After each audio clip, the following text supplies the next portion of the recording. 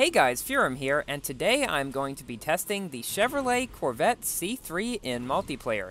Now this is definitely one of the most obscure cars in the entirety of Asphalt 8. It cost 6,000 tokens. I got it on sale for 40% off for 3,600 tokens, so I decided to multiplayer tune it and see how good it is. So my rank is 1498, my tuning is 0400, and in Pro Kits we have 4050. This tune gives it the highest speed it can reach below a rank of 1500. Our first race is on Munich. So, the Corvette C3, when tuned this way, starts up extremely slowly because, well, I have no acceleration upgrades, but I somehow still managed to knock someone down. This car also does not have very good drifting, as we'll see around this turn. Now, this video isn't the first about this car online, but there are very few about it, less than half a dozen, because not many people want to pay 6,000 tokens for a car like this that has terrible acceleration and drifting, and only decent handling and speed for its rank. So yeah, that's why there aren't very many out there. And also why you will hardly ever see one in multiplayer. So because we wrecked on that train, that Asterion got way ahead, but because I have superior speed to him at this rank, I go around 270 miles per hour, and he is going maybe 250 or so, I'm able to catch up and pass him, and knock him down. But then a train appears out of nowhere, and this time I managed to avoid it. Interesting fact, in the Hot Wheels update, the trains on Munich have turned blue, and from what I found online, some of the trains in Munich are actually blue, so that's a very interesting little detail. So we've come in first on our first race, so I was thinking, great, let's see how the Corvette C3 does against some better competition, because in this race, I didn't have much competition, except for a 1450 Camaro who disconnected, and I also got very good matchmaking. So I decided to go to a second race, where I had a Holden, a Cobra, and a Homage. This race is most certainly not going to be as easy as the last one. So even the Holden starts up quicker than me. If you've seen my previous Holden video that I did, you'll know that car starts up quite slowly, but I did manage to take this turn better than him, even with this car's bad drifting. But then because of his better acceleration, he manages to get ahead of me again. That is really the worst thing about this car, I would say, the bad acceleration. However, I am catching up to and passing this Cobra, and I just knocked him down in the air. That usually doesn't happen to me. Usually what happens to me is if I hit someone in the air, I tend to get knocked down, even if I'm behind them and going faster than them. Yeah, I don't tend to have very much luck with that, especially in the SLK multiplayer event, which, by the way, I am currently positioned 242 in on Windows. I'm only aiming for top 2,000 because I will get 13 blueprints for that. I already have 4, so I will only need 1 more. So you can expect quite a few videos of the SLK performing in multiplayer somewhere in the near future. And that Holden just tried to sideswipe me. He is just slightly faster, I believe, and then he just tried to knock me down. That's one good thing about this car. It is somewhat resistant to knockdowns, so that coupled with its decent top speed are probably its 2 main good traits. By decent top speed, I mean faster than most cars and the MP48, but not as fast as the Holden or Camaro or Cigaris or Kings like that. So it strikes a very interesting middle ground. And he tried to sideswipe me again. I think at this point he was getting quite upset because he didn't even knock me down then, so he pushed me to the side as hard as he possibly could and knocked me down. And since that Cobra left, I am now 3 out of 3. Let's skip to the end of the second lap, where I am still 3 out of 3 and he is quite far ahead. So let's see how our matchmaking was. The Cobra was 1463, but the Holden was 1509 and the Homage was 1595, nearly 100 above us. Alright, so now for another race on Munich against a Civic Type R and a Camaro. So I was thinking, okay, since I start up about the same as the Camaro, even though he has better speed, I have better handling, so I'm able to get around the turns better. And that's how I was able to get ahead of him at the beginning. And this little thing through here, the little shortcut that I believe I've showed you before, is a way where you can get onto the short way on this track, and the Camaro didn't know about this, so he's going the long way. And I am way ahead. However, the Camaros at this rank go about 35 miles per hour faster than me. So you can expect to see him very soon on the map, and he's already managed to catch up. But I was thinking, okay, well, he's not that much faster. I mean, he's not catching up that quickly, and he can't take the turns as well. So maybe I can still pull off the win. If it had been 1 lap, I would most certainly have done so. But something happened on the second lap with this shortcut. I was kind of hanging on the edge, and I made it. But then I fell in a tiny little hole and wrecked. Yeah, the little minuscule hole there with the little pipes that probably no one has ever noticed before, I just had to hit. At this point, I was beginning to think that somehow driving this car gave me bad luck in multiplayer, but we will see how it goes in the next few races. As at this point, I have no chance really to catch up to this Camaro. The only way that it would happen is if he wrecked, or he took the turn up here really, really badly. Now, because this car has decent handling, drift punching actually works really well rather than long drifting. But sometimes I just decide to long drift, and it still worked decently around this turn, and I actually almost managed to catch up to the Camaro.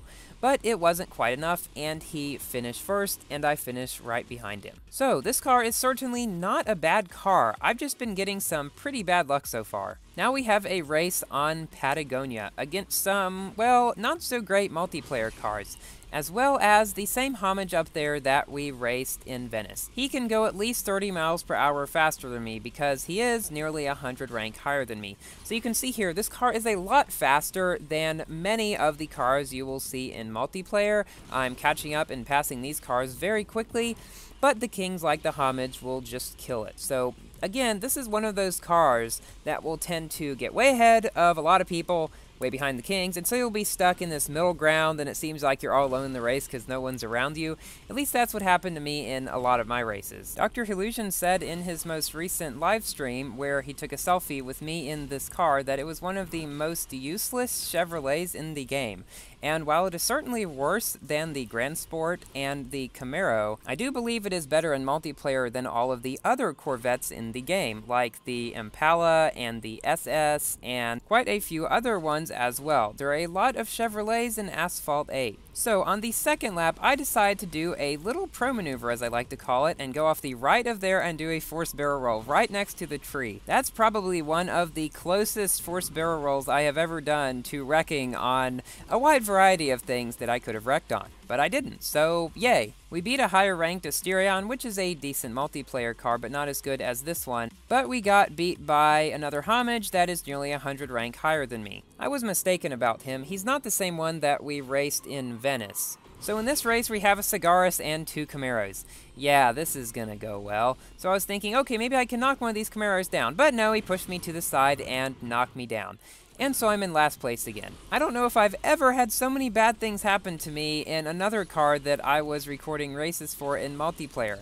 And because my speed is worse than all those cars up there, but the Cigaris not by much actually, maybe just 10 miles per hour or so, I'm not going to be able to catch up. So let's skip ahead to the end of the race, where I finished behind everyone else. So in this race, the matchmaking was actually pretty good. There was a 1494 Camaro, 1480 Cigaris, and 1487 Camaro. But I was getting kind of tired of losing. So I decided to go and upgrade my car just a little bit more. I got a free A-Class upgrade, because this is an A-Class car, and popped it on top speed. That saved me nearly 400,000 credits. So now I'm at a rank of 1557, again running extra tank in all my races to give me the biggest chance that I can have. And looky here, we have 2 MP4-8s, a Camaro, and a Vulcan. Now, this car is faster than the MP4-8s at this rank, so theoretically I should be able to catch up to them and pass them. But because of this car's bad acceleration and drifting, that's a little bit easier said than done. So as you can see here, I am catching up to them. They are those 2 little green dots just ahead of me on the map. So since it was 2 laps, I just decided to take my time, not do anything risky, and just slowly catch up. So while I'm doing the SLK multiplayer event, I'm also participating in the Rip Rod Championship, which I'm going to be getting and multiplayer testing somewhere in the near future. It is actually going to be pretty decent, no new king or anything, not as good as the 959 or Range Rover, but still pretty good. You can see here I am quite a bit faster than the MP4-8, and so I decided to go up here and see if I could chase the other one down. But these turns kind of killed this car, yeah, because it had to go at such a low rank. The MP4-8 passed me again that I had just passed, and now I'm left in 4th place. But I have a second lap, and I'm not as far behind as I was on the first lap. I wouldn't recommend trying to take the inside tunnel in this car, any car that drifts bad, because I did here, I barely made it. I'm surprised I didn't wreck on the barrier in the middle. But yeah, it's just not a good idea. If you're in a Vulcan or something like that, sure, but if you're in a Camaro, probably be best not to. So since I upgraded top speed one, my tuning is now 05004050. I can go at a speed of 280 miles per hour now at this rank of 1557, which is faster than a Pro'd MP48 at over 100 ranks lower. So yeah, I'm certainly faster than these cars, and I have passed one on the bridge back there. So I decided that I would try and go a little bit of a different route here, since I knew that MP48 would probably just pass me again if I went on the right route because of all those bad turns. I decided to take the left route, which actually is a lot better, I believe, for cars that have bad drifting, because you can see here, there's only really one bad turn, and the rest of it is just kind of curves.